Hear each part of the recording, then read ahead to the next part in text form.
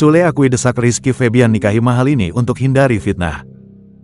Sule baru-baru ini mengungkap alasannya mendorong Rizky Febian untuk buru-buru menikah dengan Mahalini Raharja.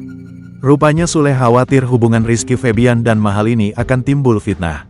Pasalnya, Sule sempat melihat berbagai tudingan saat Rizky Febian berpacaran dengan Mahalini.